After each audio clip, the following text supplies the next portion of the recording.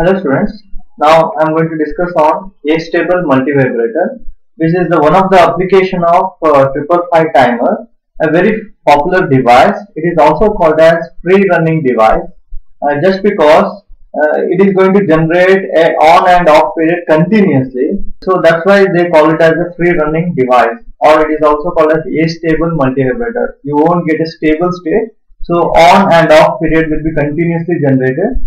Let's try to recall features of 555 timer. We have already discussed regarding this. It is used to generate a precise time delays. Timing pulses whose duration and frequencies are determined by an externally connected timer, timing resistor and capacitor. So let's try to validate these two features by looking at the output waveform. So let us try to see how the configuration is done for the 555 timer. Start with the first one. The first pin is grounded. You can observe here. The 8th pin is connected to the VCC power supply, which requires around 5 volts. Then the 7th pin is a discharge path. So your capacitor charges will be discharged through the 7th pin through via R2. Then internally there will be a transistor Q1, which is NPN transistor. Your NPN transistor is controlled by the flip-flop. The turn on, turn off is decided by the flip-flop. When the transistor Q1 is on, the capacitor will be discharging through the R2. So in this way, the discharging path is provided at this point. The 2nd and 6th pins are shorted, which is trigger and threshold pin, which is connected to this node. So whenever the capacitor charges on or discharges, that will be directly reflected to this node, which will controls the operation of the device. So based on the charging and discharging of capacitor, your output will be determined, and your charging and discharging can be varied by varying the R and C component. So you can observe in this diagram, since VCC is connected to pin number 4, internally it is connected to the Q2 PNP transistor, which makes the reset disable. We know the PNP operation.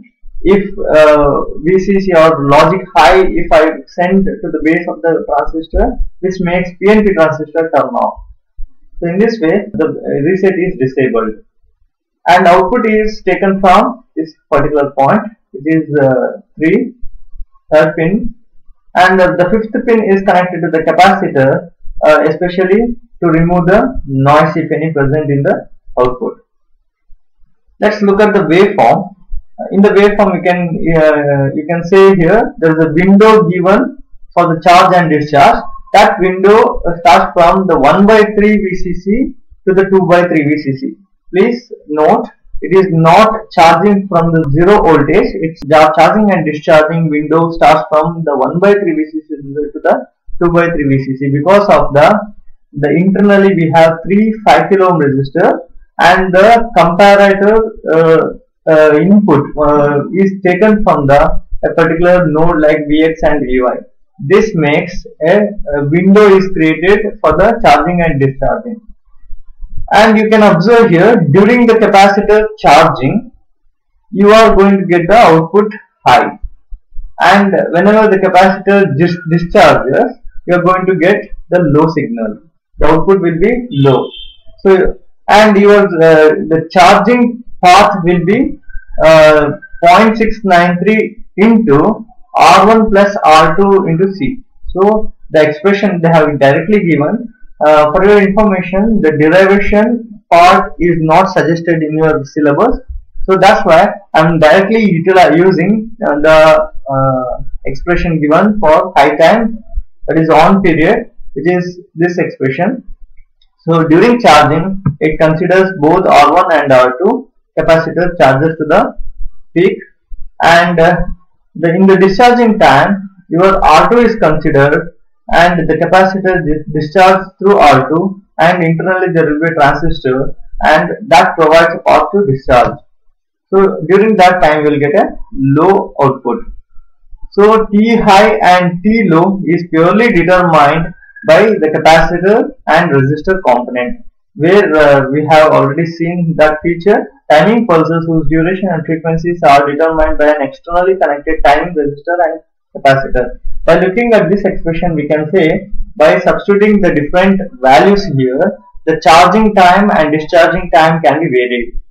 So that is what this statement tells about.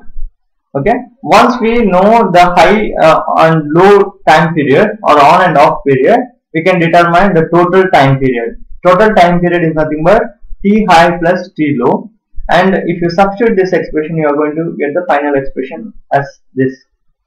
Once we know the total time period, I can find the frequency of the operation.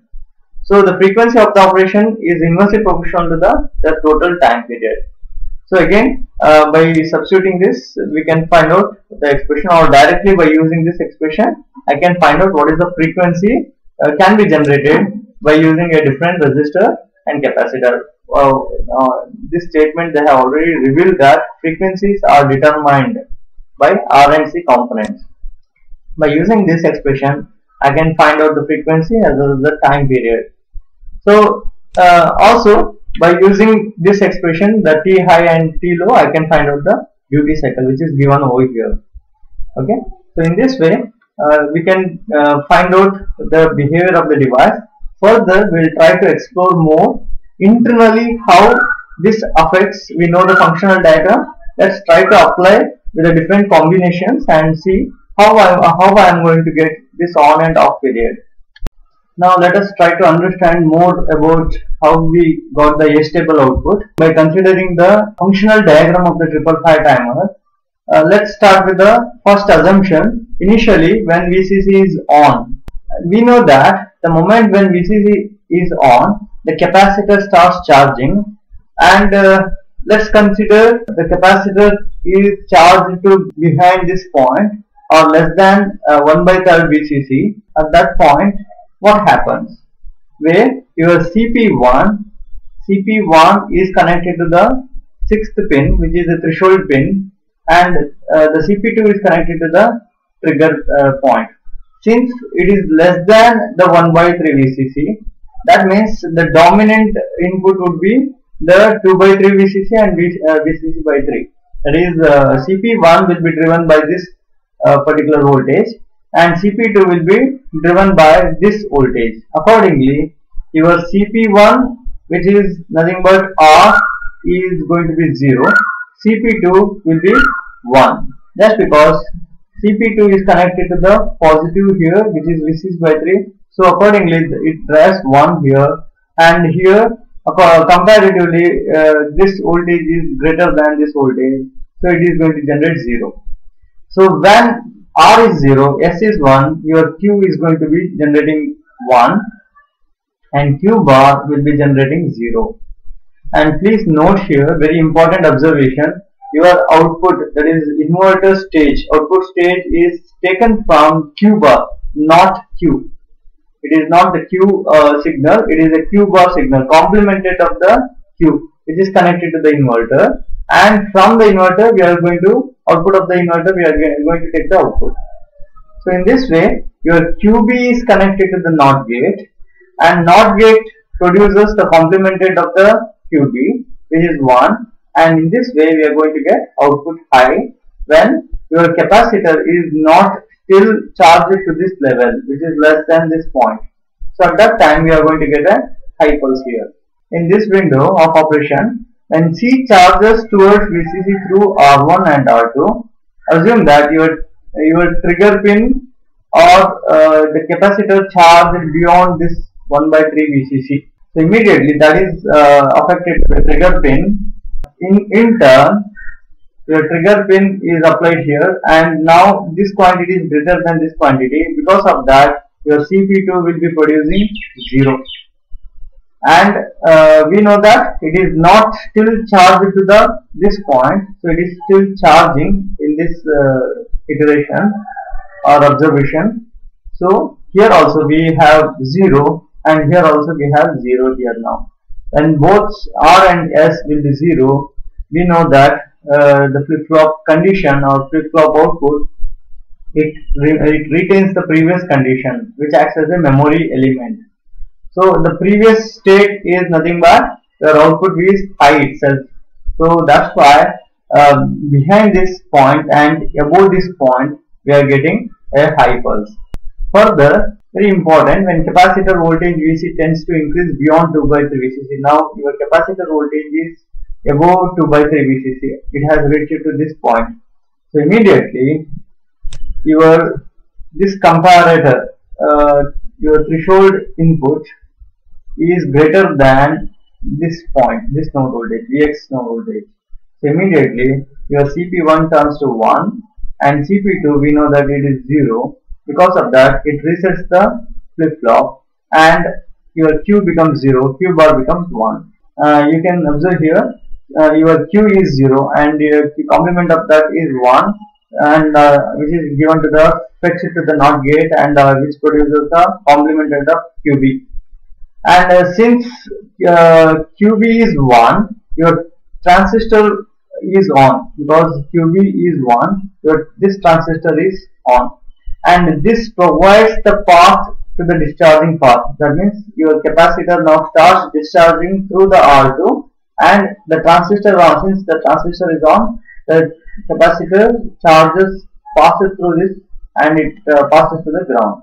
In this way, the capacitor is discharging till it reaches to 1 by 3 VCC. Next, when the capacitor voltage VC tends to fall beyond 1 by 3 VCC, when it reaches to this point, your CP2 output will become 1.